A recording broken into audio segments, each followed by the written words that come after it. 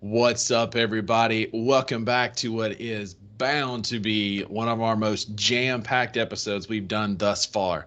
We have so many things to talk about, Drew, and for two guys who like to hear themselves talk, that may not be a good thing. Yeah, I mean, Rusty, it's been a big week since we last talked.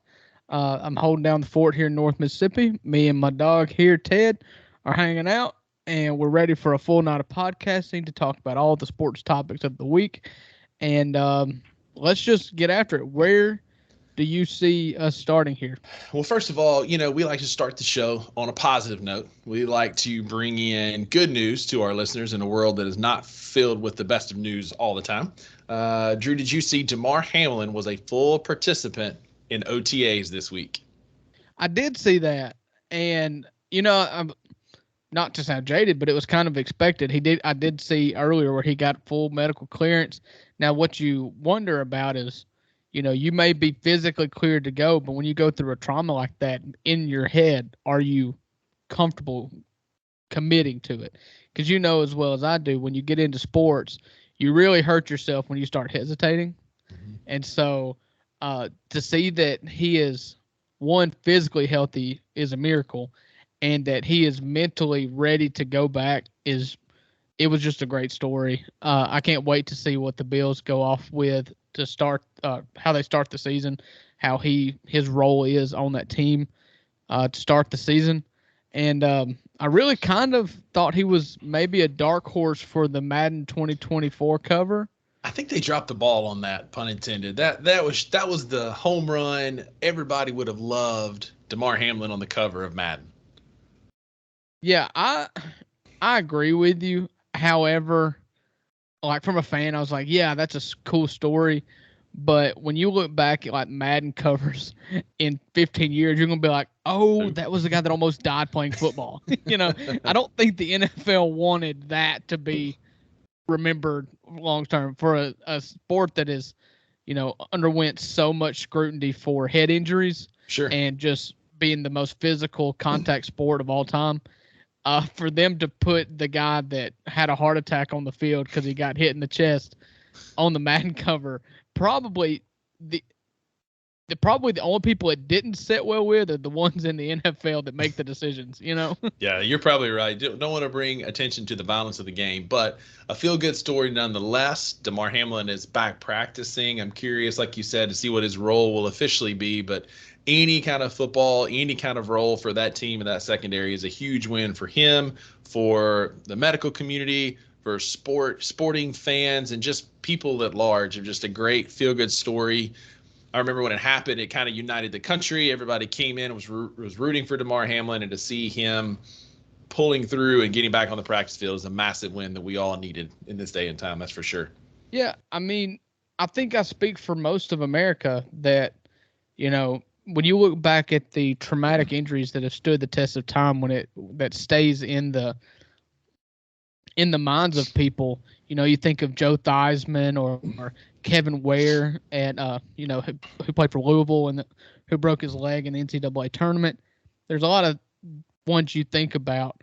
There's not been one scarier than Damar Hamlin getting CPR on the field during an a Thursday night football game or Monday night football game in the NFL. Him and Ryan Shazier are the only two that I've seen in my Right. lifetime that really made my heart stop. Because Shazier, remember, just collapsed in the middle of the field with that neck injury, and good to see him doing well as well. But yeah, I Chucky agree. Mullins is for Ole Miss fans who are a little older. I believe that was in the late '80s when Chucky Mullins broke his neck against Vanderbilt, trying to tackle a Vanderbilt tight end. Great 30 for 30 about that, by the way. Or was it was the SEC short, whatever it was that ESPN did? Yeah, it was, really, I think really it was good. one of the SEC nation or like the SEC ones. What was it called? Never Quit, I think Something is what like it was. that. Yeah. That's what's etched on his headstone, Right. his memorial right there where the team walks out. Yeah. They rub the bust before they come out of the stadium every week. It says Never Quit. I think it was something like that. I think it was. Yeah. Look it up if you're interested. Great story about a guy who's really bearing a lot of burdens that he shouldn't. Right. That Chucky told him not to. All right. So the story is told from the point of view from the Vanderbilt player whom Chucky Mullins hit. And it wasn't his fault by any means. Chucky Mullins lowered his head, hit him square in the back, and basically a perfect perpendicular angle, like just squared in the back, broke his neck, paralyzed him immediately. But he carried a lot of guilt and shame with that, to the point to where every year on the anniversary of the accident, the hit, he goes to Chucky Mullins' gravesite with a bucket of water and some rags and cleans his tombstone. Mm-hmm. It's a great story. And so I'd suggest, like Rusty said, everybody go check it out. Yeah, worth watching. But speaking of SEC football, man, the SEC came out with a kind of a controversial decision, more or less, deciding to stick with the 8-game conference opponents, which every year, which a lot of the other conferences, if you look, the Big 12 plays 9 or 10, the Pac-12, which may not be a viable conference much longer, plays 9 or 10. The SEC ended up sticking with 8, which you know what that means. We're going to get that next to last weekend of the season, right? Another cupcake. Cupcake week is still a thing. That's the week that Alabama plays the Citadel, Mississippi State plays Alcorn State, Ole Miss plays Wofford or Mississippi Valley State or whoever as a tune-up going into rivalry week to get that one more win to be bowl eligible, which I can understand. And from a revenue standpoint, I understand how it helps the small schools. It also helps from an injury standpoint. You get your players some rest heading into the postseason. But, man, I'd love one more SEC game. Man, give me 9 conference games. I'd love to see it happen. I've seen some ways they did it based on tier 1, tier 2 type opponents, some different things. I don't know what you saw about that, Uncle Buck, but for me, I wanted one more conference game. Yeah, I think conference game is good for the fans. I think it's good for the conference when it comes to just entertainment. It's good for the schools when it comes to just the split of money. It's going to draw more eyes to have a 9th game. It allows you, at least, of course, the whole thing is probably going to change in 24 anyways when Oklahoma and Texas get here, which is probably the driving reason why they've just tabled it for a year anyways. Sure. But, right now, the SEC West, I believe the number is like 16 or 18 years in between the times when you don't get your normal East opponent at your home field.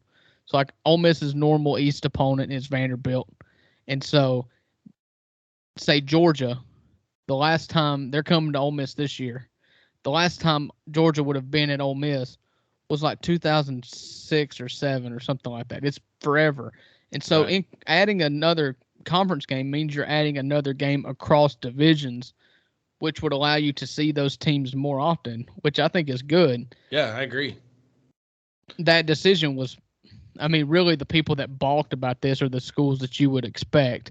It was the schools that have a hard time getting to 6 wins as it is. You're replacing a cupcake with an SEC school. And I take exception to the whole week 12 cupcake. We do have it this year, but last year, before Mississippi State, we played Arkansas. And so, and that was Arkansas on the road, I believe. Which always has Ole Miss's number. Kooky things happen in that game. Just we won't talk about and Ole Miss. Let's see. Yeah, at Arkansas, Ole Miss lost 27-42. You go play in Reynolds Razorback Stadium in November, and it's just stupid. It's just dumb. Absolutely. It's just dumb. For us, it's Tennessee. We don't play Tennessee all that often. Played them when I was in there in 07. Didn't play them again for a number of years. Play them again in a couple of years. Be nice to see teams like that roll through Starkville again. Sure. And for me here on the East Coast, get them closer. In Knoxville, we play at South Carolina this year in September. So it's going to be hot as all get out in Columbia, but I'm going to be there. Again, that's not a road trip we've made in a while. So it'd be nice to get another conference game. And I agree. I think it's going to change once Texas and Oklahoma are there. But I'm curious to see how they'll set that up. Yeah, me too.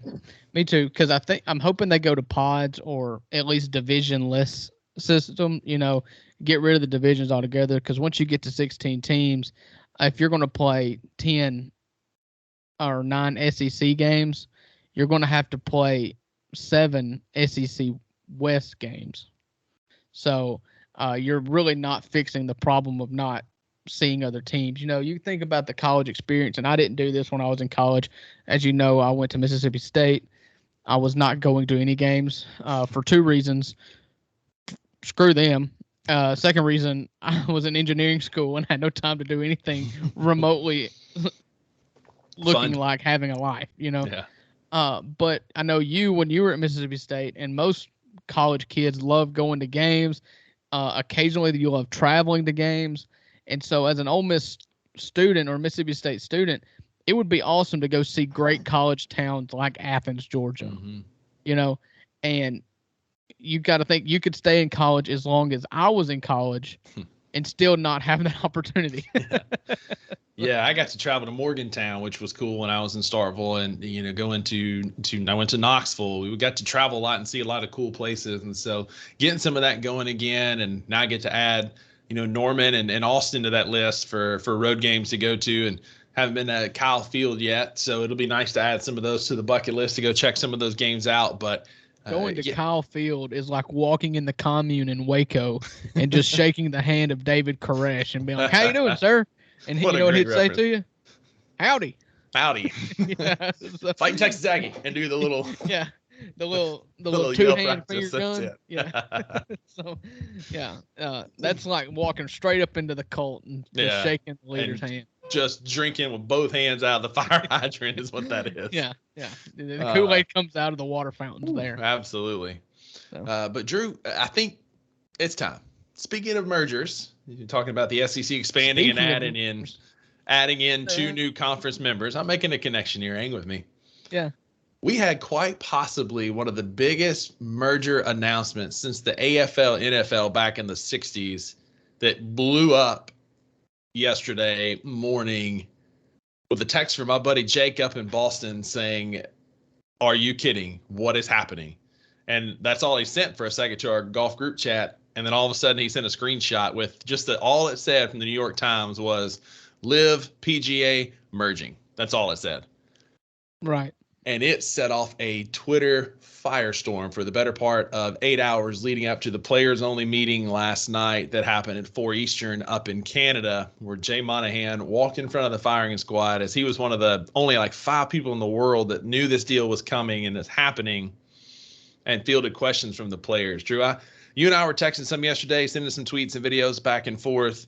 What was your initial reaction when you heard the news? I mean, I'm just like anybody else. It was shocking to me, and it was not shocking that two golf leagues merged. You've got to know the whole backstory to this, and the backstory is Ole Miss and Mississippi State football teams who obviously hate each other, and the two athletic directors just overnight decided to join the two teams together. Nobody's happy. Mississippi State would be happy because they get to join the Ole Miss team. Mississippi State is LIV. Hey, in this scenario. Where's that Egg Bowl trophy? The Egg Bowl trophy. Yeah, congratulations. You were also 8-4. Hey, that's all right. One of those. That win was one of them wins was in Oxford, taking that trophy back where it belongs. Yeah. So the Mississippi State LIV analogy is going to continue going. So the LIV guys were happy that they merged back with the PGA, and for obvious reasons. I mean, they got a payday and then got to go back to their old jobs. And so the real shocking aspect of it is that when this whole thing was going down, Jay Monahan, the what is he, the commissioner? Commissioner of golf, essentially. I think something like that, yeah. The commissioner of the PGA, who has just berated anybody who joined LIV, went as far to say is the Saudi-backed league also backed 9/11. I mean, he went all the way in to dissuade players from leaving, to the point of calling out their patriotism. And calling in the families of the 9/11 victims. There's that spokeswoman, her name's Terry. They put out a joint statement a year ago at this same event. He was interviewed by Jim Nance, and Jim Nance's nice whisper, monotone that he uses. Anyway, interviewed by him and sat out there and said, basically, if you take the LIV deal, you hate America. Right. And so rules for thee, not for me. We'll go into some minutia of it in just a second. But ultimately, despite having said all of these things that may or may not be true, definitely, leave a bad taste in your mouth if you join. But to do all this to speak out so publicly and so awfully of people who decided to leave for their various reasons, most of which is because they got paid. uh, then in a backroom deal without anybody knowing, he basically sells the whole PGA to them. Yeah. The whole tournament, the whole tour, he sells to the Saudis. He gave they got a board seat. They get first right of refusal for any donations made or any ads given. I mean, he handed the keys over to him for a massive payday, which is exactly what 24 PGA Tour members did, and he talked so poorly about.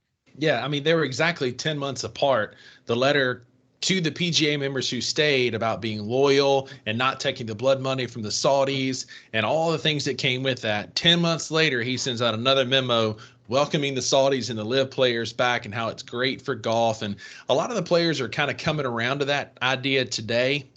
Credit to Rory McIlroy, who really ended up being the scapegoat in this. He consistently stuck his neck out for the PGA Tour, got called a lot of words that we will not repeat on this family podcast because of it, but stuck his neck out only to be stabbed in the back by the people he was defending.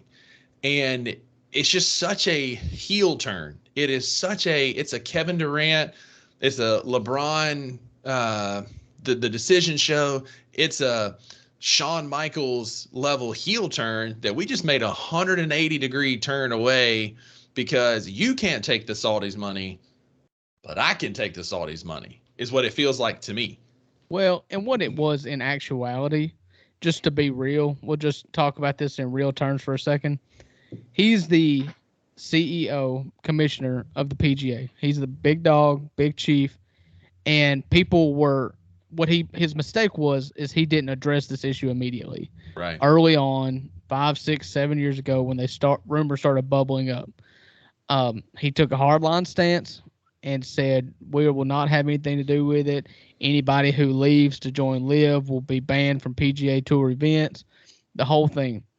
What Jay Monahan did from that point forward, everything he said about 9/11 victims, about, blood money, about, ensuring the best product for the PGA, it had nothing to do with anything except for the fact he was trying to keep his players there. He did not care that it was Saudi backed. He cared that they were leaving. Yep. And what changed is that Saudi money was available to him. Yep. And there's no question, in my opinion, that for golf, for the PGA Tour, this is a good thing. Absolutely. Because it pumps tons of money into it. It boosts the purse. It helps all PGA Tour members or anybody who has a card on the PGA Tour will benefit from this because of the enormous bump they're going to get in pay. Yeah. You think guys like Harold Varner Jr., he made no bones about it. He was, 75th ranked golfer in the PGA Tour. They offered him 9 figures. Well, he said, "This is money that I will never make. I've got to make it." Yeah. And so we're both big fans of people making money on this podcast, right? Because you've got a limited window. The Tiger Woods, the Brooks Koepkas, the Rory McIlroys that make millions and millions of dollars are few and far between. There's hundreds of more guys, thousands probably even across all tours that they scratch out a living. And if somebody comes and offers you like generational type money, you take it. Just a couple of the signing bonuses real quick to your point, Drew. Brooks Koepka had $100 million upfront guaranteed sign-on bonus. DeChambeau was $125, DJ $150. Phil Mickelson had a $200 million upfront sign-on bonus. Right. He's got grandkids that he'll never meet that'll benefit from that money. Right. And people like Phil needed the money. Phil needed that money. Yeah. Gambling. The story was out. He had made some very poor decisions that resulted in him having to part with his private jet. I mean, he was liquidating for cash. And so overwhelmingly, my first thought was, oh crap, I can't believe this happened. My second thought was I feel terrible for the PGA Tour players who turned down the money, and now they are just going to, just have to. They're forced into welcoming them back with open arms, and they've made, some of them 10, 15, 20 times more than they'll ever make. Here's some numbers for you. Tiger, who doesn't need the money, turned down $800 million. Right. Hideki Matsuyama turned down $400 million. Rahm, $300 million. This one blows my mind. Willie Zalatoris, the young kid, fresh out of college, turned down $130 million, and Sam Burns $100 million. Yeah, so Will Zalatoris is probably one of the worst stories of all of them. Yeah. Because Will Zalatoris, who last year had a run where he was finishing second in every single tournament, turned down that much money to stay true to the PGA Tour. And soon, now that they're merging and welcoming back, he's dealing with a back injury that is going to keep him out for a long time, and he may never recover. He may be that guy. That may have been his last shot at real money. Yeah. And that was not performance-based money. That was a signing bonus, like you said. That was, if you come, we will give you $400,000 for Hideki Matsuyama, or $120 for Will Zalatoris. Like, okay. And then the last thing I thought about was I feel terrible for Rory. Oh, man. Because Rory was the guy he was the PGA's poster child. He was the one who took the crown and was the one with the gonads enough to stand up and talk out against what those people were doing and how they were harming golf, in his opinion. They were harming golf. They were taking blood money. It's not good for the sport. It's selfish. All that. He was the poster child. He took all the arrows, and yesterday, Jay Monahan made him look like a fool.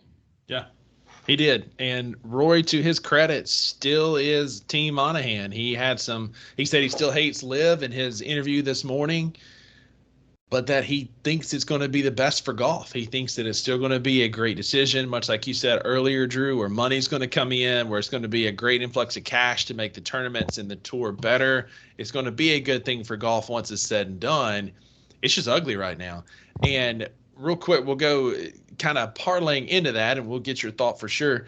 Of listener and friend of the podcast, Aaron Tenburen up in Boston, commented on our Instagram post yesterday. Aaron, thank you for reaching out. This will 100% force players in the PGA to create a union. This wouldn't happen in today's MLB, NBA, NFL because of strong player unions. And I 100% agree. In what has historically been called a players-ran league, none of the players had any idea this was coming. Okay, so maybe I don't understand how the PGA works. I don't know it well enough. I know that they are considered independent contractors and not employees. Right. So can you unionize given that status? Because it's a 501c6, so it's a weird, like, non-profit-ish kind of tax withholding, which is funny because the DOJ could really upset the apple cart if they wanted to with this whole merger. What we got here? Uh-oh. If there's one thing I can't stand, it's a sorry electrical engineer and a sorry physical therapist who wait this long to get me on their podcast, who I'd be a daily consumer of. I mean, I feel so left out. I feel like I'm the ugly freshman being invited to the senior prom by the ugly junior who that was her last resort. I'll tell you, I just fed up with it. Nothing grinds my gears more. I just can't stand it. Everybody, we've got a surprise, a genuine surprise. Cousin Kirk has made his first appearance on podcast. Kirk, how's your day been? Oh, well, I get out here, do the public a good safety service, trying to do my best to, keep the highway safe and do what I can for the public. But you know what? You know what really grinds my gears is that these people who go to these flea markets and these, the first Mondays at Ripley, and they get all these animals and they come home and they decide, hey, we got too many animals. So what are we going to do with them? I know. Let's just let them out on the side of the highway so people could just hit and run over. And then they call us and say, hey, I have a wreck report. And I'm like, well, okay, well, I'll come out there and do your wreck report. Is this going to make my insurance go up? Yeah, it's going to make it go up. Well, what do you want me to do about it? I said, I don't know. Just call your wrecker. Come get you. So it sounds like you're not being much of a service to those people who just had their days ruined. Well, I mean, you got to do what you got to do. Sometimes you win some, sometimes you lose some. It just all depends on what the chips may fall that day. I think educating the public is also a good service, and sound like it's what you're doing with these people. You know, education is very important, and I support education. I don't have much of it, but it's all there.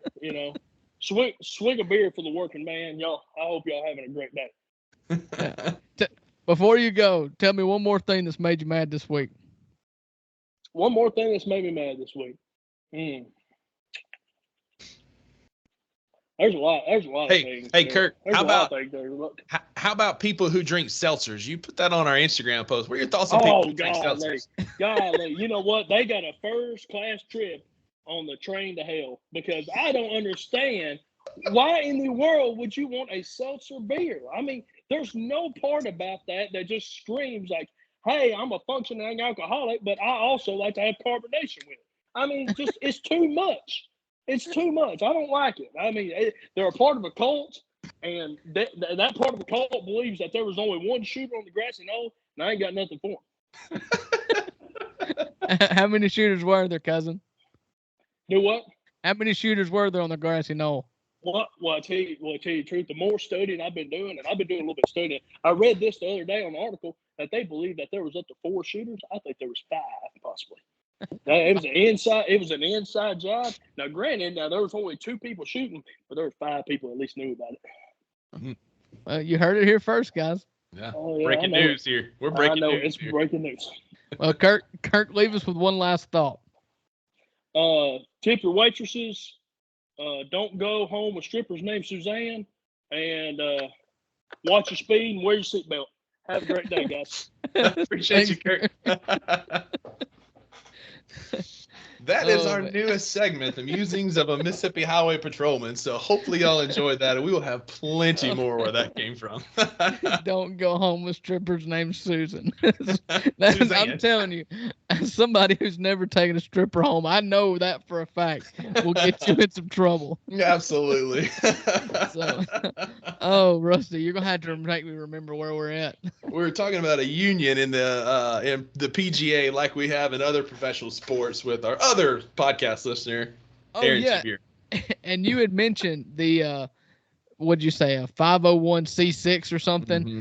That's how they're held. Actually, the portion of the PGA that they're actually forming a couple different organizations with this. And one of the organizations in which LIV is involved is actually a for-profit. Right, just the business side of it.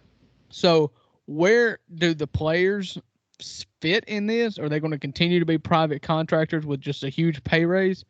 Then I don't see how they can unionize except for not recognizable union. I mean, they could all band together and say, we're not coming, but like the Electrical Workers of America, they're independent contractors that have a union, and they just contract out to different jobs across the country. Had a close friend, Michelle Gifford, that I worked with there at the hospital in Corinth. Her husband was an independent contractor as an electrician, and he'd go to Nebraska, Wyoming, Texas, Tennessee, wherever he was needed. So, like, there is precedent there of independent contractors being a union and then just, throwing their services out. Yeah, that's a fair point, and one that I had not thought about. So, good job on reporting the news. So it's tricky. You will not be able to convince me that Roy McIlroy and Tiger Woods did not know this was coming. I'm not going to say that they were involved in any sort of negotiations, but you will not convince me that they were not given a heads up that this was coming down the pike. And if you saw the Full Swing Netflix documentary cast caught it in real time. So we may find out that I'm wrong on this, but I don't see somebody swinging a big a hammer as Roy McIlroy was not getting a heads up. Well, did you watch last weekend when Victor Hovland won the tournament, and Jack Nicklaus was at the green shaking hands with people that were coming off the course. Did you see any of that? I did not. So I'm sure there's a clip of it somewhere, but when Rory walks up to him, Jack shakes his hand, and the camera is like right on top of him, right? Captured this cool moment of Jack welcoming Rory off the course, finishing his round. And Jack says to him, "We need to talk." That's all he said was, "We need to talk." And then Rory kept walking. Yeah, I mean, you could tell. I believe that Rory knew. I do not believe that they include in Jack Nicklaus. No, but he may have heard it through the grapevine. But that's the thing. There was no grapevine. That's the thing that was so shocking about this. When the report came out, CNBC had already had a pre-recorded interview with the Sheikh from Saudi Arabia and Pat Monahan together at a sit-down interview that was pre-recorded prior to the announcement coming out. I mean, Monahan said only 5 people in the world. He said there were 5 people that were in that room making this decision and knew what was happening. And I doubt Jack was one of them. It's a masterclass in secrecy, if I'm being honest. And maybe if you're the Saudis, obviously you've got all the money in the world. And if you can buy secrecy, they probably have an island they met at or something. I don't know where they met, but it's impressive. Apparently it was London. They played golf in London and they met in London is what I heard. So you're telling me in a civilized part of the world in which everybody's got a camera, nobody found the Saudi president, Yasser, I think is his name. Yeah, Yasser. And Jay Monahan. Pat Monahan is the lead singer of Train. He's hanging out with Nick Nolte. Jay Monahan and Yasser playing golf together. Like, how did that not leak out? They played golf together within the last month, is what I read on Twitter yesterday. So I don't know, Jay that Monahan was the meeting. Jay Monahan said negotiations had been going on for the last 7 weeks. I'm sure they did not hammer all the details out over 7 weeks together. Right. But they probably finalized it in London over, 9 holes or 18 holes, maybe. Here's another thought, Drew, and I know you've thought about this. I've thought about this a lot. What makes a ton of sense to me as well is you've got a country that is not one of the most upstanding in the world when it comes to humanitarian efforts. I think that's fair to say. Well, that's one way to put it, yeah. You could also say them and China are like the 2 worst. In case they're listening, man, I ain't trying to get suicided here. But you got these 2, and then you got the PGA who Suicide. Is that the right word? Suicide. Yeah. Sous vide. That's it. Sous vide. And then you got the PGA who brings in a ton of cash that had multiple pending lawsuits. Multiple. And what happens in a lawsuit, right? You pour over all financial documents. You pour over all legal proceedings. You go through every nook and cranny. You have a team of lawyers from each side get access to your books. What if both sides came together and said, look, we've got some dirty money here. We've got some things that do not need to get aired in the court of public opinion, much less an actual court where legal things could happen. Let's figure out how we can make this work in a way that none of that has to be discovered. I think that's a real thing that happened. I think that is what happened. The number one cause of this merger. And it's not from Saudi. They don't have a public opinion to ruin, honestly. Right. It was the Saudis that were suing the PGA, and the PGA were going to have to open their books. And for a sport that the players even speak out about, it's not ran in a way that is good for us. With them being private contractors, no insurance, they have no idea how much money is coming in. They only know what the purses are, and that's basically all they're out of pocket, and, they're supposedly one of the most, if not the most generous sports organizations when it comes to donating money to charities, but nobody knows how much. They don't know what charities. What percentage? There's a lot of things that are unknown, and there is no way in the world Pat Monahan, who did not start this problem, but he's definitely in charge of it now. Jay, I'm sorry, Pat. I'm not trying. Pat, if you want to come on the podcast and cuss me out, I'd love to have you and the rest of Train come on here and defend your honor. I know you're probably a better person than Jay Monahan, so I'm sorry to keep calling you that. But Jay Monahan did not start this organization, did not set up the business license, the organizational structure for the PGA, but he's definitely in charge of it now, and he's kept it going the way it is, and he did not want that to be leaked out. Do I think it's going to happen? No, but the Department of Justice could take special interest in this and open them up anyway, which would be just a whole kangaroo court. That would be very interesting to watch, particularly with our negative history with the Saudis and everything over the last couple of years that have been going on with some of the oil prices and oil production that they have been withholding from us. But the Saudis would not cooperate with a DOJ investigation. None whatsoever. And then they would leave the PGA out to dry for whatever dirty laundry they're trying to hide. Yeah, it's the PGA that's got the most to lose in opening up the books because they do have to cooperate. Yeah, I think two things this boils down to. What this tells me is I saw a figure where like Tiger, John, Rahm, Hideki, Rory, there was a group of them left like $2.1 billion on the table by staying loyal to the PGA and not going to LIV. I think what it tells me, Drew, is you got to look out for number one when it comes to your job, because corporate ain't looking out for you. Your employers ain't looking out for you. They're looking out for themselves. And if corporate's telling you, hey, this may not be the best thing for you, that might be the time that you need to look and say, this might be a pretty good thing. Yeah. It's absolutely true. You see what happens when you take your boss's word for it. They are responsible for their company. Jay Monahan is responsible for the PGA. His first responsibility is not to look after the players.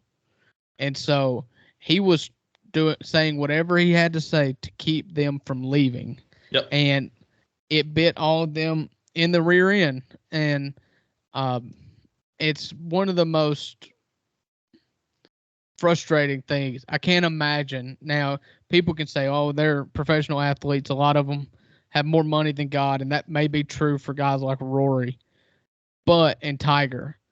But there's a lot of guys out there like Zalatoris and Matsuyama, and just name a dozen more. Max Homa. Right. That would have like all of them, would have 10x their salary. Oh my gosh. If Ace Power came to you and said, hey, we're going to give you 10 times your salary, you gone. go Power Ranger, right? Yeah. So it's just a shame. Ultimately, it's a shame for the players that stayed. But ultimately, I believe it landed in the right spot. Mm-hmm. And I think it landed in a spot that Jay Monahan, he's going to take his arrows. We've talked about the players only meeting that got apparently very, very heated. And then he butchered that interview today in response to the families of 9/11, man, butchered it. Yeah. And he's going to take his arrows, but ultimately what he's going to sit down and tell all these people is like, look, I know you feel like you got screwed and that I was a hypocrite, and you can make those arguments. And I hope he said that you're not totally wrong, but what we've got now is a couple of you guys have become martyrs, but the PGA Tour now is stronger financially than it has ever been. 20 years from now, players that come up and play golf will make more money. Mm-hmm. Even the 100th ranked player in the PGA will make more money, will be able to do whatever they want. They'll have more security. Yeah. And LIV can still pay some of those big salaries and still pull people away, and I think it'll still happen. But those massive contracts, that money is going to be, it's not going to be as much. There was those groundbreakers that made that money. For the next 2 years, they still have an option. They're still going to be around for a couple of years. But yes, eventually LIV will be just the business side. The LIV and the PIF will be running the business side. Not sure what the DP World Tour is going to be because they were part of this merger as well. Big winner. Yeah. Because now they're at the table. They're at the table with the big boy. Yeah, I'm going to say that the negotiations went about like this. We will merge the leagues for this amount of money, given these, 50 different conditions. one of those conditions that have to be met is that you will not poach any more PGA Tour players to play on LIV events. You will play out your schedule, and then we will incorporate LIV-style events within the PGA. We'll do the shotgun start, 54-hole weekends. We'll do some team stuff on smaller courses. But the LIV is dead after this season. You're probably not wrong. They said that they could play out the 24-25 seasons, but it much like the SEC merger, it's going to happen sooner than later. They're going to shut that down. It's the off season, so I'm assuming for LIV the next season is the 24-25 season. So. Yeah, probably so. You're probably right. We'll see how that kind of plays out. One last comment before we really start diving into the NBA. Buddy Bowen put on our Instagram page and wants to know, how will this merger affect LeBron's legacy? How will the LIV? Well, I mean, if you ask LeBron, he knew it was happening all along. All along.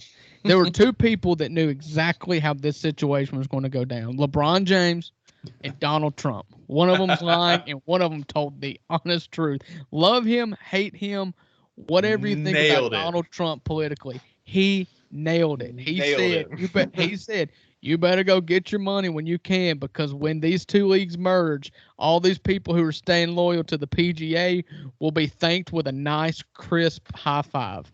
100%. I mean, he told them boys. So again, like you said, love him or hate him, he was exactly right. When LeBron says in an interview in a couple of weeks after he announces that he is in fact not retiring, when he says that he knew this was happening, you know who was lying. Yeah. So, you read. Some people read history books to learn. LeBron reads history books to insert himself in them. Yeah. Absolutely. And the man's not even the best in his sport. But anyway, I digress. Speaking of basketball, so before we dive into the NBA Finals, which have been so far good basketball. I mean, Game 1 was a bit of a bully fest, which we talked about. But a couple big news items coming out of the NBA today. First, about our own.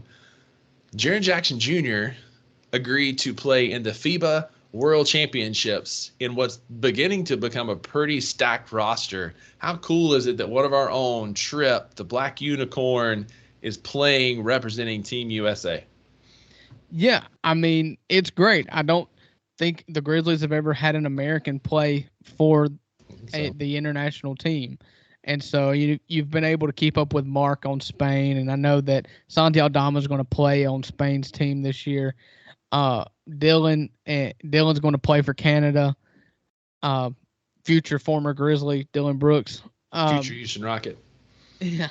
And so it's awesome. And honestly, I kind of felt surprised about it and caught myself wondering why the two-time defending first team All-NBA and the defending defensive player of the year would not be invited. It seems like common sense, does it not to you? No, it does, but it just feels like, we get crapped on the media. Everybody wants us to trade Ja, and the Grizzlies need to fix our culture, and we get crapped on so much that it felt so good that one of our own, especially Jaren, man, he's just such a good dude. Did you listen to the podcast the Paul George podcast interview with him?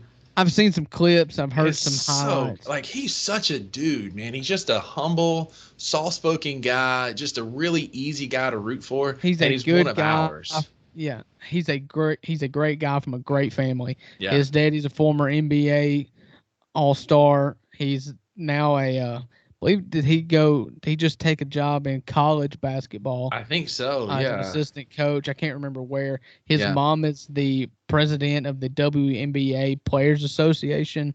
I mean, and that's parents, great parents raise towhead kids all the time. Look at our parents, for instance. Yeah, look at us. Yeah. Those great parents raised a kid with just a head full of common sense, a good dude, and a great basketball player. You look back at like Dream Team, Redeem Team, you've got the superstars, you've got Jordan, you've got you. I mean, everybody. That's kind of the thing that's fallen off with USA basketball lately is you don't have the cream of the crop. You don't have the LeBrons and you don't have Harden. I mean, just go for days about the superstars that choose not to play in it. Right. Even if they were to play in it, Jaren Jackson Jr. still deserved a spot on that team. 100%. And to see him get it is really cool. Just continue accolations for a great guy, a great season. Accolades. Rustyism right there. Accolades. God, I knew it didn't sound right. Accolations. Accolations is a book in the Old Testament, Rusty. I thought that was that mountain range on the Eastern Seaboard. Accolations. Oh, yeah. Anyway, accolades for a great ball player and a better guy. So shout out to Tripp. Grateful to see him getting the due he gets. And then the other big NBA news before we get into the NBA Finals, and big-ish, is longtime Grizz nemesis, just hated Charmin soft rival of the Memphis Grizzlies, dating back to Lob City, whatever they were. Chris Paul was released by the Phoenix Suns today to explore the free agent. Not released. So according to Shams Charania, the tweet says, the Suns and Chris Paul are exploring multiple options, including a trade, stretching his contract, or waiving him and re-signing him in free agency. So basically what the Phoenix Suns have come to the conclusion is, one, Chris Paul is old. It's true. Two, he's expensive and old. So whereas he is a good locker room guy, he's a leader. He's in his past one of the greatest point guards to ever play. Also one of the biggest frauds of all time. I can't stand him, but that's a Grizzlies fan talking. They are just going to explore any option possible to get off his money. Yeah. And because of his status in the league and his stature as an all-timer, former former president of the Basketball Association, they are going to do right by him and include him in this process, which is the right thing to do. But yeah, they're going to look at multiple options, including trading, stretching his contract, the old Bobby Bonilla method about this. And they were even waiving him, which would be basically buying him out and then re-signing him to a lesser deal, which honestly sounds like the best idea if I'm Chris Paul. If I'm Chris Paul, you take the pay cut, you stay where you're known, you're wanted, and you know what your role is. And you still get like 85% of your current contract. And you're on a really good basketball team with Kevin Durant and Devin Booker and not DeAndre Ayton anymore. Or soon to be not DeAndre Ayton. Well, and they made a hire too since the last time we spoke. The Phoenix Suns were the last team available with a job opening available. And that job opening went to Frank Vogel. Frank Vogel, who many moons ago I wanted to be the coach of the Grizzlies after he was let go of Indiana. After making back-to-back conference finals with Paul George and Danny Granger. He was let go, and, LeBron laid waste to them. It was a LeBron firing. That was peak LeBron in Cleveland, that he couldn't get past LeBron, but nobody could. And so I wanted Frank Vogel to pick the Grizzlies over the Magic, but he picked the Magic, and you see how that ended for him. But since the Magic, he won a championship with the Lakers in the bubble in 2020. And now he fell victim to LeBron again. LeBron wanted him fired. Yeah. And so LeBron fired him as an opponent, and then he fired him as a player in Los Angeles. And he's known as one of the greatest minds in basketball in the last decade. Well, that came into question today when he said that he's going to bring DeAndre Ayton back to all-star level today in his opening press conference. Well, keep in mind, these coaches use press conferences to talk to the team, and he was probably talking to other teams, maybe wanting to boost his value maybe a little bit. Sure. Because one, DeAndre Ayton, we all know, has never been an all-star. Two, he's never been close to being an all-star. And three, he was worse this year than he's ever been before. My boy's controller died multiple times, and he just watched from the sideline. And then when reporters asked him about it, he said, well, what did you want me to do? I don't know. So I have no business with a player like DeAndre Ayton on my team because he has no motor. Right. Do not come on my team and not play hard. Right. That was instilled on me with the grit and grind Grizzlies. Yeah. Yeah. And, we'll see how this works out. Vogel in like you said, in stretches was one of the best minds in basketball. Took those Pacer teams to new heights that they hadn't been to since the Reggie Miller days, and really had some good teams together, but just couldn't, like you said, couldn't get past LeBron. So maybe a fresh start with, an aging Kevin Durant and Chris Paul with a young Devin Booker and a decent core. Maybe it's the spot that he finally gets over the hump. I guess time will tell. Yeah, and what you saw is like I said on the podcast a couple weeks ago, Monty Williams is a great team builder, but he's not been able to get a good team to be great. Yeah. Frank Vogel can come into a good team and make them great. He is good enough as a X's and O's coach and good enough in the locker room to get the most out of any player that's on that team. And that's what Phoenix needs. Yeah, I agree 100%. To get them to the next level, of which we have Game 3 going on right now between the Denver Nuggets and the Miami Heat in the NBA Finals. Series tied 1-1. Game 1 was a bully fest. Denver used their length, their size. I mean, their first 16 of the first 21 points came in the paint. 12 from Aaron Gordon in the first quarter when he was just backing down smaller guards. Game 2, the Heat role players came alive the other night. Duncan Robinson, back. Craig Martin, back. Guys had monster games as they returned, shot the ball much better after. I think Strus and Craig Martin were a combined 1 for 17 in Game 1. Martin. I let it go once. I can't let it go twice. Cody Martin. They're twins, man. That's easy to mix up. But the other twin is not named Craig. It's named Caleb. I said Caleb both times, dog. No, you didn't. Yeah, I said Caleb. You said Craig. No, I said Caleb. I'm Craig. That's my middle name. Caleb Martin. Anyway, the Martin fella and Strus combined 1 for 17. Couldn't hit anything in Game 1. Came back in Game 2. What was a good basketball game. And it felt like the Heat just said, all right, Jokic, you're going to get your numbers, but nobody else is going to beat us. And for the third time in the playoffs, the Joker is going for 40+. And in those games, the Nuggets are now 0-3. Yeah, so the Miami Heat did what the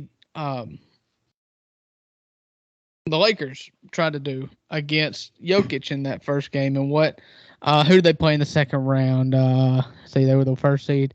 Phoenix tried to do. Phoenix had real success in one game, just saying you can shoot any shot you want, but you're not going to find cutters going to the. And what they did, that's what Miami did in the last game, and they had a tremendous amount of success. They had another huge fourth quarter. 7 times in the history of the NBA has a team come back from 7 games, come back from a 10 or more point lead deficit. Let me start over. Shoot. All right, here we go. 7 times in NBA history, it has happened. Rusty, reboot me here. Just press your screen. Reboot me. Marble mouth here. Yeah. So for the first time in NBA history, the Heat are the only team in NBA history to come back from a fourth quarter deficit of more than 10 points 7 times in a postseason. Yeah, that's wild. What a stat. Yeah, I'm glad I got that out finally. I was trying really hard. Yeah, I'm proud of you. And it wasn't for lack of effort. No. Yeah, so tonight is Game 3, and I think I read – and by the way, thank you very much. It is Caleb Martin. Cody Martin plays for the Hornets. I knew I was right. Anyway, I digress. But you weren't saying Caleb. I swear, we're going to roll the tape back. We're going to roll the tape back. We're going to roll the tape back. So they're twins. Yeah, that's what I said. There's one of the Martin twins that plays – the Martin twin that plays for the Heat. But 80% of the teams in the NBA Finals that win Game 3 win the series. So this is a pivotal big game tonight for the series going forward. Yeah, and it's in Miami. It's the first game in Miami.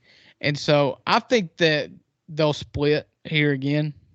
I thought that the Nuggets would win in 6 or 7. I definitely don't think that the Heat retain home field advantage and win in 6. I think that it's been possible all postseason long that Miami loses at home. They've done that several times. Notoriously in the Eastern Conference Finals, it seemed like neither Boston nor Miami wanted to win a home game. No. So I don't think Miami has a very strong home court advantage, and Denver has an ultimate home court advantage. And so, yeah, I think I still feel good about my Nuggets and 6 prediction. I think the size is too much. I think they're just going to be too talented. I love me some Jimmy Butler. He's hard to put out in the playoffs. I'm not discrediting that, but I agree. The Nuggets have a stark advantage with going from 6 feet from above sea level to almost 5,100 feet above sea level, and I mean that matters. Even when you have a couple of days in between, that matters. That that altitude slows you down. It burns the lungs. It makes a big difference. So I agree. I think that the Nuggets and the Heat will split because Jimmy Butler, right? They feel like the team of destiny this year. They're the 8 seed. They beat the top 3 teams in the Eastern Conference to get here. They had been a miracle run to get to the finals. They feel like the team of destiny, and those teams are always hard to bet against. But we're talking about the Nuggets here, who are well coached. They play well. They've got a generational talent at center and some pretty good pieces around it. And then it's Jimmy Butler and a bunch of guys who wouldn't be starting anywhere else but Miami. But they're in Miami. This is Heat culture. Do not count them out. Never count them out. They're showing you time and time again. We went through it last podcast. How many players were drafted there? Yeah. How many players were undrafted, signed there? And then Jimmy Butler.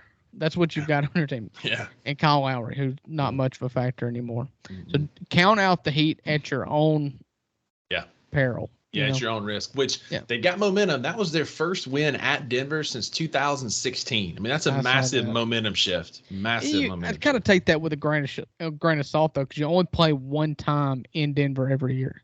Yeah, still. I mean, it's still for an Eastern Conference team. That's 7 games. You think in 7 games, and one of those teams would find a way to win. That's fair, but don't look at the Grizzlies' record against Boston if you want to just talk about cross conference matchups here when you only play a handful of times every year. Yeah, then one of them this year was at Christmas that we played them, or New Year. Then we just got worked. Well, we played them early on in the season. Yes, Warriors for Christmas. We played them early on in the season, and me and friend of the podcast, Zach Jones, went, and it was one of the Grizzlies' 5 home losses all year. Yeah, that's right. Yeah. Won't dwell on that too much. Watch Game 3. I hope y'all are watching it, and then continue to watch the NBA. But, Drew, speaking of viewerships, I think we're doing a pretty good job here. College baseball owes us a debt of gratitude. Have you seen some of the... I knew that anyways. Right. But have you seen some of the viewership numbers that came out about college baseball, the regionals that happened this past weekend? No, I haven't. So this was the most watched regionals on ESPN platforms in over a decade. Viewership was up 37% from 2022. I mean, that's a massive lift. People were tuning in. There was great games. There was great venues. It was really competitive regionals. And I don't want to take too much credit because both of our teams stink. But imagine if you had the other 2 Mississippi teams in there, what the ratings would have been. Of course, Ole Miss and Mississippi State fans of their baseball team are fans of college baseball as a whole, so you probably got them anyways. A lot of us, you and I, a lot of the people I follow on Twitter, were watching anyway. But just imagine those casual fans of the 2 flagship programs of college baseball, or some of the biggest followings in all of college baseball. It'd have been unbelievable. Right.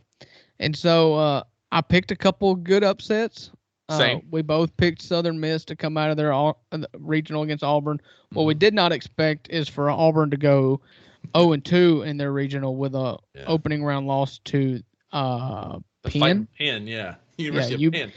Penn out of the Ivy League handed Auburn it was the Ivy League's first ever win in a regional of all time. And not only did they beat Auburn, but they turned around and beat who was it that beat Southern Miss? Samford. Yeah, Samford. That's what I said. This isn't a Caleb Cody situation. And Southern had to come out of the losers bracket, which is tough to get in that side of the bracket. But I tell you what makes it a little easier though, is you got to beat Penn twice. Absolutely. Absolutely. I picked, I got 8 of the 16 teams right, which, those longtime listeners of the podcast know for me, that's pretty daggum good. Hey, if you go 50-50, that's astonishing. You should You should get that framed up on your wall. Get a plaque or something. I think I will. I've got it sitting right here. It's nice and neat. I think I will. But we got Wake Forest and Alabama. Went chalk there. Both teams that 1 seeds won. I picked Miami. You picked Texas. You said Texas had the talent to come out. So Texas is facing Stanford in Palo Alto this weekend. And that one I picked Texas A&M. Or I don't know if I officially picked them. I didn't make a bracket, but I spoke during Rusty's. I said watch A&M, and A&M had it, and up until it came to a win, they forced a game 7, and Stanford beat them with it. Yeah. LSU held court in their home at Alex Box Stadium, beating Oregon State, which is a clash of titans. LSU came out of that. I picked West Virginia. They tried, but they did not quite have the firepower to overcome Kentucky, and got pummeled in their last game. I think it was like 12-0. Just got absolutely they didn't even make the final 2. Yeah. So got dirt rolled by Kentucky. Yeah, it ended up being Kentucky and Indiana. Yeah. Then Southern Miss came out of the Auburn Regional. I picked Clemson. Drew, you picked Tennessee. You didn't trust Clemson, and Clemsoned once again. One day you'll learn. One day I'll learn. Yeah, I was trying to get some viewership from Lauren and Stacey there, I guess. Florida came out of the Gainesville region, their home region. South Carolina came out of the Columbia Regional. I picked Campbell there, and they did not pull it out. Props to South Carolina, because that was a really tough 2 seed you pulled. Yeah, they had and Campbell they ran and the table. NC State. They had 2 tough teams in there. Right, and they ran the table. Undefeated. So CCU, same thing, man. They were in it until that last game, and Duke just bullied them. It was 11-0. I think the final was like 12-3 or something. It just was an ugly baseball game. Almost went. Glad I didn't. Virginia came out at Charlottesville, so they'll host Duke this weekend in Charlottesville. I was really hoping East Carolina would have won that, but it came down to a final game, and it wasn't gonna happen. One of the bigger upsets of the weekend in the Nashville Regional, Oregon comes out of the Nashville Regional. Vanderbilt did not come out of the regionals for the first time in a while. Just did not play well. Oregon played Xavier outplayed them, outpitched them, and then Oregon ultimately ended up winning the regional. Did Vandy win a game in that regional at all? No, I don't think so. Or did they beat Eastern Illinois? I think they might have won their first. Yeah, they probably won the 4-1. They beat Eastern Illinois and then lost to Xavier twice. I think. Yep. Because Oregon was the undefeated team in that. Yeah, Oregon came out of that one. They'll face another big upset. Oklahoma State did not win their home regional there in Stillwater. I picked Dallas Baptist, DBU, but Oral Roberts came out of Stillwater, man. That's the 4 seed. That's a big win for that program. Yeah. Has a 4 seed ever won it all? Was Fresno a 4 seed or Coastal a 4 seed when they won it? No, Coastal wasn't. I don't know about Fresno. I'd have to look that up. But I want to say Fresno may have been a 4 seed, but I could. I'll look. I'll look while you talk. But that was crazy. That was upset city right there. I believe Oklahoma State went 0-2 in their own regional. Oral Roberts, a 4 seed advancing in a regional, is something that has rarely ever happened. And good on them. I mean, it's a good story. I'm not sure who they pair with, but I'm probably going to pick against them to go to Omaha. I don't really want to see that team in Omaha. It's kind of like I say with the March Madness. Give me the cute upsets, the small schools to start with, but when it comes down to it, give me the best basketball. In Omaha, I just don't believe that a team like Oral Roberts would actually compete. So give me a team that would compete. Yeah. So who do they match up with in the Supers? Oral Roberts plays Oregon at out in Eugene, and it's a beautiful stadium. If you haven't looked it up, look it up. It's actually a nice stadium out there. And neither of those teams do anything for me when you go to Omaha. No. But if you're Oregon, you're just happy as a clam. What regional do they make it out of? Oregon. Uh-huh. The Vanderbilt one. They were the ones that won in Nashville. Right. Mm-hmm. So you go up, you think you're going to, probably lose, to Vanderbilt. But then you wake up on Monday morning and you're like, well, we won the dang thing and Oklahoma State got beat. So we're going to get to host against a 4 seed to make it to the College World Series. Mm-hmm. That's just a dream come true. Yeah, and Fresno State was the only 4 seed in a regional in 2008 to win the title. All-time 4 seeds account for 2. There's been 2 4 seeds in 2008 and 2012 to make it to Omaha. All right, 2012. I have no idea. I don't either. Let's look and see. Arizona won it all that year. Let's see. It came down to the. Take your time there, Buckets. I'm trying to find it, man. Here it is. All right, so Arizona beat South Carolina in the College World Series for the national championship. The college. No, that's not right. Yeah, I guess it was. So the teams that made Omaha that year were UCLA. It was Florida, South Carolina, Kent State, Arkansas, Florida State, Arizona, Stony Brook. UCLA. Mm-hmm. Was it Kent State or Stony Brook? It was Stony Brook. Stony Brook was the 4th seed. Florida regional, and then beat LSU in Baton Rouge to go to UCLA. Played UCLA in the first round. Yep. Where was Ole Miss in the 2007 regional? Mississippi State was the 2 seed in Tallahassee. Yeah, we lost to Stanford and then Samford. I don't know how it shook out, but in that regional was Florida State, Mississippi State, Samford, and UAB. Yeah. And Ole Miss was I remember this year. We were the 3 seed in College Station. And TCU came out. That regional was Texas A&M, TCU, Ole Miss, and Dayton. Mm-hmm. So. Yeah. Yeah, we lost to Samford and then Samford again. We beat UAB. We lost to Samford twice that year. Florida State came out of that 2-1. Yeah, Samford had our number. Yeah.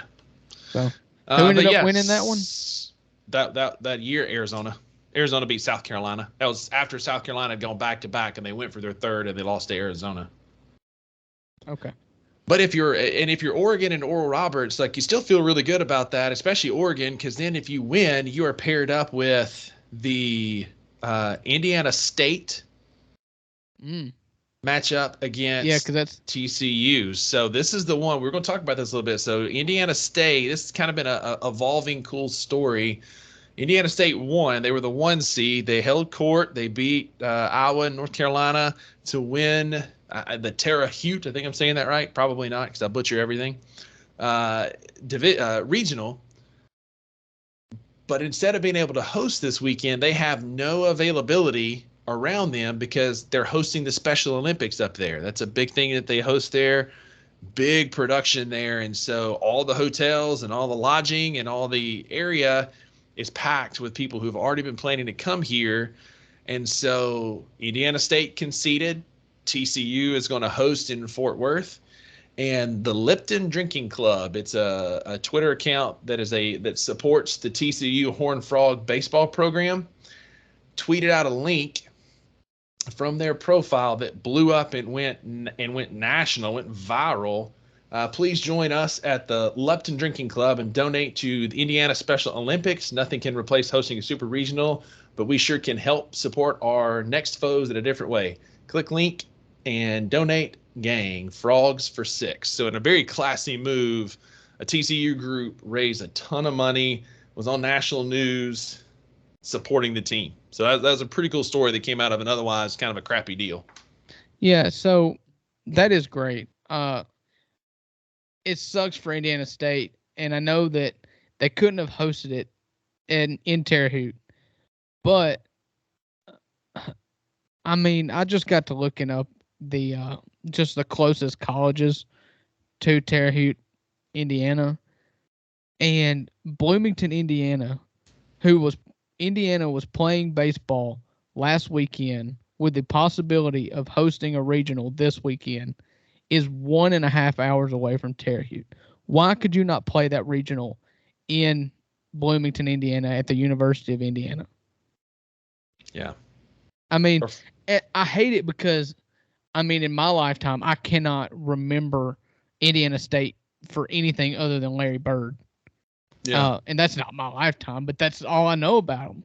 Yeah. And so for you to make such a run to where you are the 1 seed in a regional, you're hosting your own regional, and you just need one team to lose, and you're hosting a regional in Terre Haute, never been done before to my knowledge, and because of a scheduling problem for a good cause. I mean, nobody is objecting. Nobody will ever say you should there. Right. But do them a solid and let them play that game in Indiana or in Louisville. Louisville is not far away.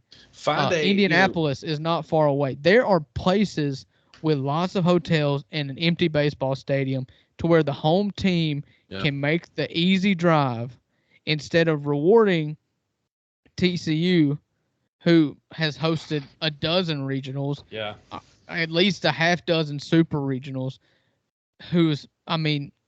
if you're not happy with them not hosting a super regional this year, just wait a couple of years. You'll be there. Yeah. But to take that away from Indiana State, it just baffles me. Just do a little bit more leg room. I know TCU was available. They knew they had a good team. They were planning on possibly being able to host with one upset. But, Indiana had the same scenario as a 2 seed in the Lexington Regional. They could have easily upset Kentucky and hosted a regional possibly with some help across the bracket. They were prepared for that, I'm sure. So it's just make that phone call. Let it be in Bloomington to where Indiana State can have a home field experience in a super regional. Campbell was set to host at a minor league baseball stadium there in Fayetteville, North Carolina. So I'm sure there had to be a minor league stadium somewhere close by that they could have made it work if the team was not there. But you hate to see it for the kids. Like you said, this is their one shot to host ever. And maybe who knows when they'll do it again. Maybe they'll be a perennial powerhouse. You don't know, but you feel for the kids. Again, you don't hate the calls, like you said, Drew, but it's tough. And, TCU is a hot baseball team. They put up over 3 touchdowns on Arkansas in 2 games, and now they've got home field advantage. So, yeah, I mean, you're from South Carolina. What would have happened if Coastal Carolina would have won their regional, and who were they paired up with? Virginia, yeah. What if those would have flipped? Oh my gosh, it's awesome, man. Would they have taken that regional away from Coastal Carolina due to hotels or? No, because Coastal Carolina is known as a baseball school. They've got the pedigree there. I feel like the work wasn't done on Indiana State's behalf by the NCAA. This is the ultimate. We're just playing on house money, right? Like we're just glad to be here. Like I'm sure Coastal made provisions to where in our busy season with all the tourists here right now, I'm sure there was provisions made to host, right? They didn't pull a Kentucky and just say, oh crap, we got to put everybody in dorms because of a country music festival. I feel like Indiana State was just glad to be here and didn't think that they would pull it out, right? And host a super regional. And now here they are having to go to Fort Worth. Yeah. And so Indiana State was paired up in the supers with the Arkansas regional. Yep. And so you're looking down there. If Wright State would have won, let's see. TCU was the 2 seed. So 2 seed. Yeah. So Indiana State pulls it out. Yeah. Well, if Arizona pulls it out, do you send Indiana State to Arizona? Yeah. Yeah. They're a 3 seed, man. Indiana State has taken it very well, almost to the point it makes me mad. Like I'd just be throwing an absolute fit. We brought up, and we'll get to it. If you want to tackle it now, we can. You brought up the possibility that Southern Miss hosting Tennessee, will they move that to Knoxville instead of in Hattiesburg? And that would have just been stupid. Because Southern Miss has a historic baseball program. They're great. This is the second year in a row that they have hosted a super regional. This seed as a 2 seed this year is a 2 seed. Last year is a 1 seed coming out of their own regional. They hosted a super regional. Ask me how that went, please. So yeah, there was the talk trying to decide where it was going to go, and Tennessee ball Twitter has been nasty about it this week. There's been a lot of receipts that I've seen being saved if Southern pulls this out. And like you said, it's a historic ballpark. They got a retiring coach. They sell out every home game. Tennessee doesn't. They've earned it. Tennessee has done nothing to earn this. They've had 2 good years, and last year they were the best team in college baseball until it mattered. And then it's their fault. And real quick, it's their fault that we can't celebrate on the field anymore. So they had guys flipping the bird to the right fielders, rounding first, and doing all these massive celebrations as an embodiment of their a-hole coach. And we can't celebrate on the field anymore. So answer me this, because I'm unsure about it. What was the tiebreaker? So Southern and Tennessee were both 2 seeds. Mm-hmm. So it came down to something. Was it RPI? Was it, common opponents? Do you know? I read it was attendance numbers, that it was attendance. Percentage of capacity. Mm-hmm. Well, then good. Tennessee fans can just go rub their head in the sand for all I care. Touch grass. I don't care. Yeah, it's such like Tennessee baseball fans and Tennessee football fans to think that given the same situation from 2 different parties that they deserve it. Yeah. Like, we're both 2 seeds. Give it to us. We're Tennessee. Yeah, Tennessee was the 12th RPI and Southern was 17th. Yeah, so it was attendance. I read that it was attendance because Southern Miss consistently sold out games, and then Tennessee was barely 70, 80% full for most of their home games. And so are you going to put it in a region or in a stadium that's going to be, 3/4 full, or do you want it to be in a region where it is jam-packed? There are people everywhere. They've got that little bluff out in the outfield. People will be sitting. There will be a ton of people in Hattiesburg for these games. Yeah, Pete Taylor Park will be rocking, and I will be a mustard buzzard this weekend because I hate the arrogance of Tennessee fans. I hate how they always want the handout, think they deserve something, despite the fact that at best they're equals. And Southern Miss won their conference. Tennessee didn't. Southern Miss has been to Omaha. 45-18. Tennessee's 41-19. They got a better record. I don't have any patience for it. Lots of people want me and want us to root for the SEC. I'm not doing that. Yeah. Go mustard buzzards. I think it'd be cool, and I'll probably get some hate from some of my friends, but I think it'd be cool for the 3rd year in a row for that trophy to come back to the great state of Mississippi. That'd be cool. You know what will happen?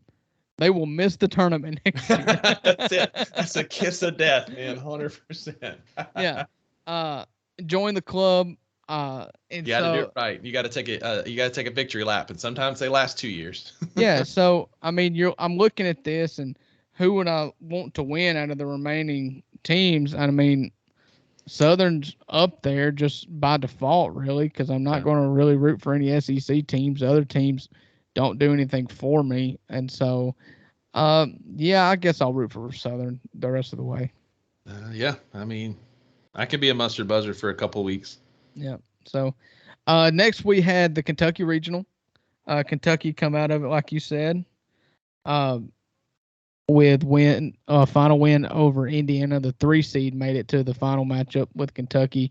Got one matchup, and in the final Game 7, Kentucky won pretty decisively in that game.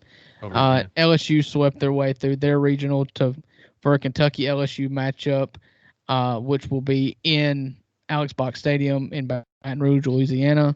Yep. Do you think Kentucky stands a chance? No, not at all. I don't think so at all. They rested Paul Skeens for this reason. Paul Skeens went the distance in Game 1 against Tulane. Everybody kind of questioned it, like, what are we doing here? But he went out and threw a gem, a 9-inning, 123 pitch. Yeah, he didn't throw a lot of pitches. Yeah. No, an assault on Tulane. They could rest their bullpen. They could rest him for this weekend. It was everybody questioned it on the back end. It was like, that makes sense. They saved a lot of arms. Yeah, their problem is their bullpen. Your problem is not Paul Skeens, and you're really not risking much by only throwing 120 pitches. Yeah. When you know that you're playing Yeah, real go quick, ahead. especially when pitch 123 was 101 mile an hour fastball to end the game. He had plenty of life left in that arm. Yeah. The next one we had. Well, so we've been through them. we're setting the stage now. We've got all of our super regionals set.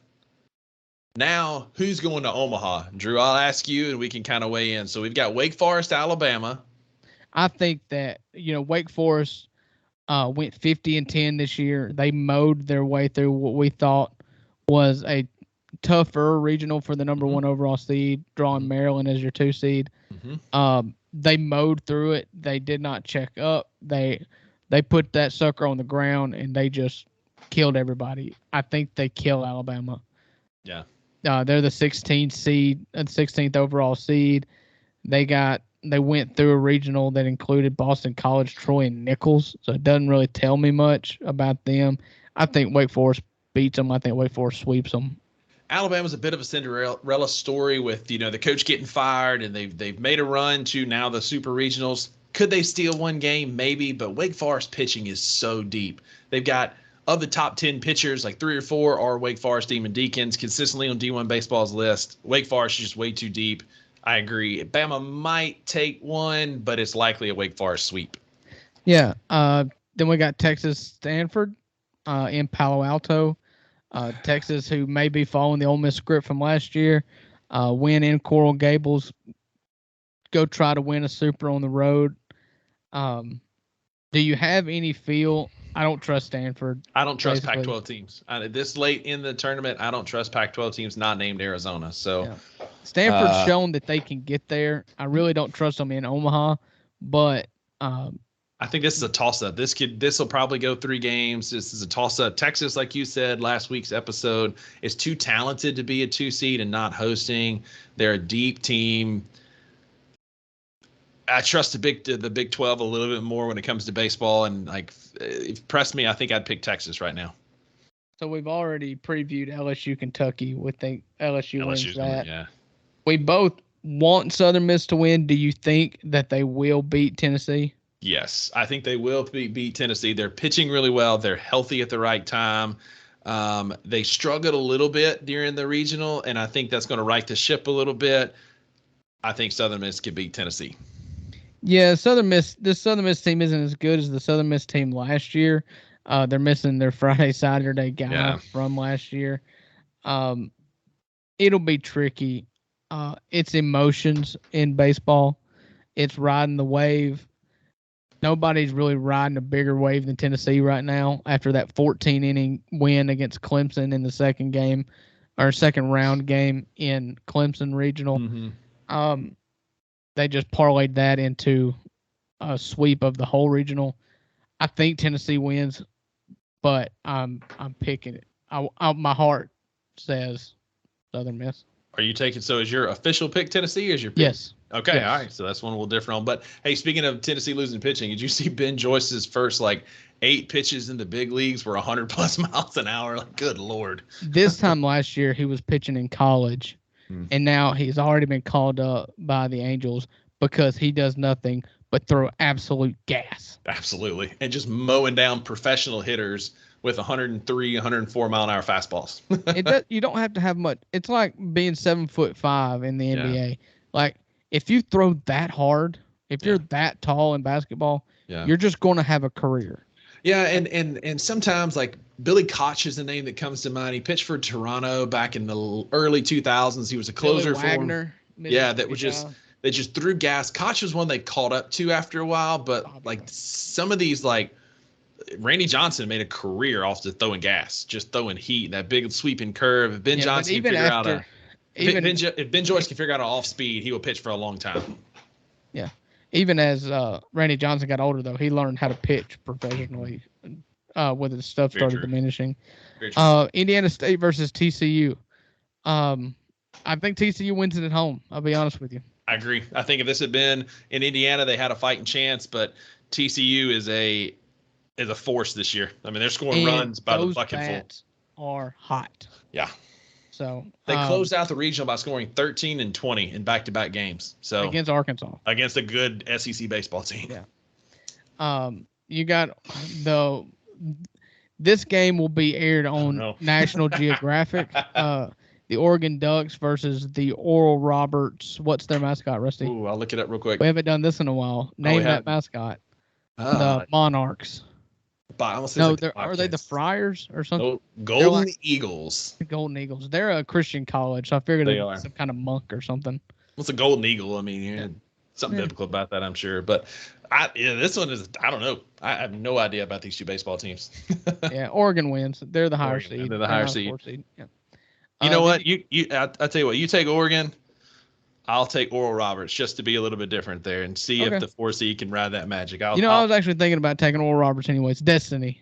Too bad.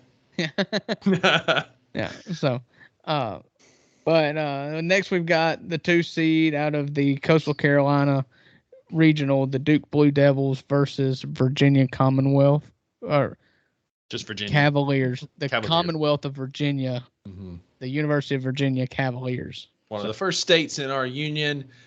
They're a really good baseball team. They played this year. If we were a good podcast, we'd know what their record was against one another this year. But UVA is the 1 seed. They made a light work of their regional with Oklahoma and East Carolina, and it swept all the way through. I'm taking UVA. Duke looked good against CCU, but UVA is not CCU. Yeah, they're a perennial powerhouse in college baseball. Yep. Yeah, I'd take Virginia in that. And then finally, we rounded out with SEC East foes, Florida versus South Carolina.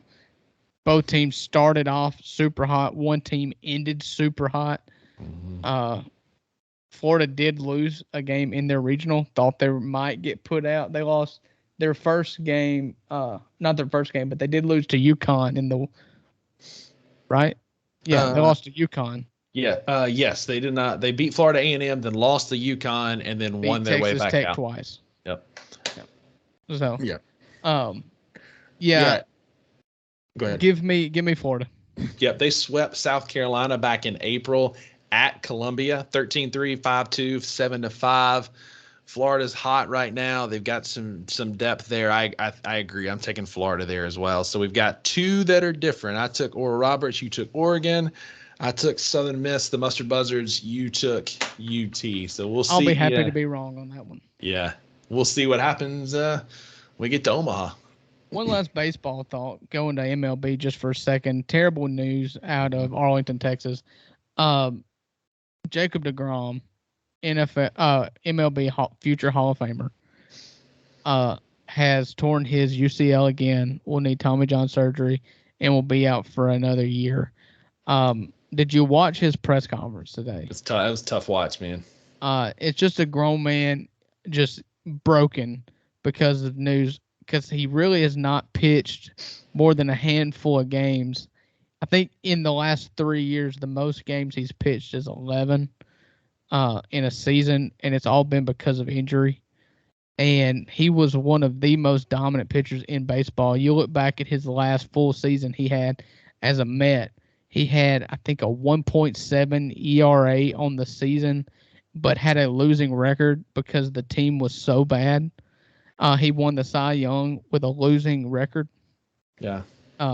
He lost a ton of games, giving up 1 or 2 earned runs on the game, and he was just a broken man. And you could tell it was a guy who, people can say whatever they want to. You know, he's rich, he's made for life, whatever. That's a man who loves baseball. He loves pitching. He loves being in a clubhouse, and he just signed a huge contract. And he feels like he's letting his teammates down. He feels like he's letting the front office down, who really took a risk on him with that contract. I think it was like 5 years, $160, $75 million. Just feels like he let everybody down. And so get well soon, deGrom. When he's on, man, he is lights out. He's fun to watch. Yeah, agreed. Hopefully he gets back throwing some of the gas that he used to, like you said, when he's on. Out of high school to play shortstop. Right. And where did he go to college at? Don't have any idea. Stetson College, stayed in Florida. Okay. And so he was recruited as a shortstop. His coach said, "You can throw pretty hard. Let's pitch you." And the rest was history. The rest was history. He was part of that 1-2 punch with Syndergaard, with Thor out in New York for a long time. And right. Just, it seems, from all accounts, seems like a good dude. And we're pro health and pro recovery here on this podcast. So get well soon. Yeah. Rusty, you got anything else for us before we turn this sucker off and go watch the NBA Finals? That's all I got, man. We had a jam-packed episode. To get it in an hour and a half, I'm quite impressed by both of us, as we can be a bit long-winded, as well documented by our friends, significant others, podcast listeners, family. It's just a shocker there. But yeah, great episode, man. Enjoyed it. I have one thing. So this is a college baseball note relating to Ole Miss. To set the groundwork, the state of Mississippi only allows government employees to a maximum of 4 years on a contract. Are you aware of this? I am aware of this. So, football coaches, basketball coaches, baseball coaches at all universities in the state of Mississippi have to abide by this. It's one of the tricky things when you're talking about a Lane Kiffin contract, when he's, flirting with Auburn or flirting with wherever. It was always said, you can only sign a 4-year deal at Ole Miss. Well, true, you can sign a 4-year deal, but you can have automatic transfer, automatic rollovers. We'll guarantee you 7 years or whatever. Right. Well, after this season in baseball, 1 year after winning the national championship, the College World Series in Omaha, Ole Miss athletic director Keith Carter decided not to roll over Mike Bianco to a full 4-year contract going forward. What this does is it allows the buyout to be smaller in the case that they decide to fire him next season, after next season. Trying to fire him now for how many years? Well, last year, this is what happened, 2 years ago. Ole Miss ended the season with a super regional loss in Arkansas. Somewhat disappointing year. They did not roll over Mike Bianco's contract. He was only working with a 3-year contract at that point instead of the full 4. He went out and won the College World Series. He would have gotten fired, and they would have only owed him 2 years' worth of money. And so, to me, that sounds pretty dirty, because I feel like they did this with Andy Kennedy too. They decided not to roll over his contract, and what that ended up resulting in is players getting poached off their team, because they're like, well, your coach did not get his contract roll over, so they're getting ready to fire him. They're getting their buyout in order so that they can fire him after next season, and we could not get any players. We lost players out of high school. We lost players into the portal, couldn't get any players out of the portal, really tanked the whole thing. And so if you're going to fire a coach. Don't clip his wings first. That's my opinion. Mm-hmm. However, they did get a player, one of the top-ranked outfielders in college baseball this year. He was the SoCon Player of the Year, Trayson Hughes. He's a center fielder that played at, I'm forgetting the name, small college.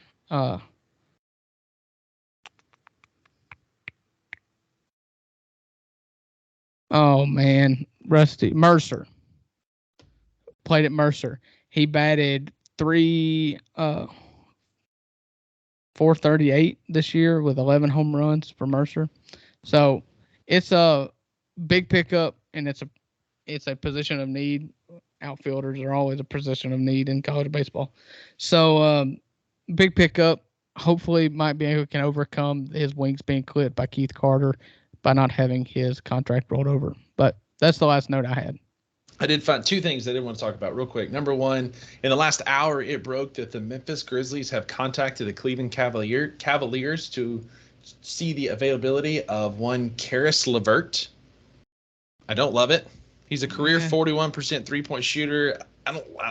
He's who do I compare him to? He's kind of like a less good Jamal Crawford. He's very ISO dominant. Kind of the ball stops with him. He's a big wing who can shoot the 3, but he's never been one to really work in an offense from what I've seen. And he's always been on losing teams. Which that's it. He's never been that guy on even a losing team.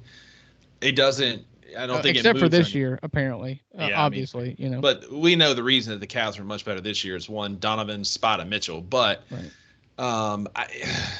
I think we could do better. I think like you make these big guys tell you no before you start talking to the Karis Leverts of the world. And then the last one, I'm a little fed up with Adam Silver. Just a little fed up with how he's handling this Ja Morant situation. You know, he came out right before the finals and said, we don't want this to be a distraction to the players, so we're going to wait until after the finals, which creates a distraction because since Sunday, all they've talked about is Ja Morant and Kendrick Perkins. If he I saw one more one time thing says after the Denver win in game 1, it said Denver's only 3 wins away from us finding out what happens to Ja. Right.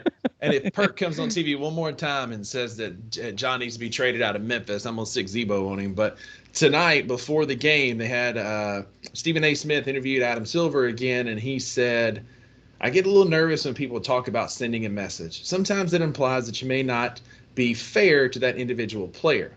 We want to portray a positive image in terms of our players in this league. Like, if you're not gonna go ahead and announce the suspension and let us know what it is, stop talking about it. Don't be a distraction. You're being the distraction now. You're not like he feels like if this feels like that one kid in class who has that bit of gossip and he won't tell anybody, but he's letting you know that he knows. It's like, just tell us, man. Like, just tell us. At this point, if you're going to go on and do an interview with Stephen A. Smith and say bull crap like that, just tell us and get it over with, man. Quit making this a spectacle after saying, I don't want this to be a spectacle. I don't want it to be a distraction to the NBA playoffs or to the NBA championship game in which the Denver Nuggets and Miami Heat have worked their whole season to get here. It's a huge accomplishment. I will not sully this moment with Ja Morant news. Who wants to talk about Ja Morant? Mm-hmm. 100%. Don't go on like that was like what? That was not even a week ago, and now you're talking about it with Stephen A. Smith. Before game 1. Let's go. Like, get it over with. Tell us what it is, or shut up. 100% in agreement with you on that. So. All right, I'm going off the podcast mad. I'm salty now. Yeah. Well, if it makes you feel any better, Greg Kessinger, former Ole Miss shortstop, made his major league debut tonight for the Houston Astros at third base. He went 0 for 3, but did have a pretty good defensive play. Does nothing for me, but Brett Rooker tearing it up for the Oakland Athletics in what is otherwise a poverty franchise in front of about 100 people has been fun to watch this year. Yeah, it reminds me of his college days. Not in front of 100 people, though. So, all right. That was a good episode, man. I enjoyed that. Appreciate you being here, Drew. Tell them where they can find us. Yeah, guys. Had a good time this week at another episode of the 2 Buck Sports Podcast. You can find us on Twitter and Instagram at the number 2 Buck Sports Podcast.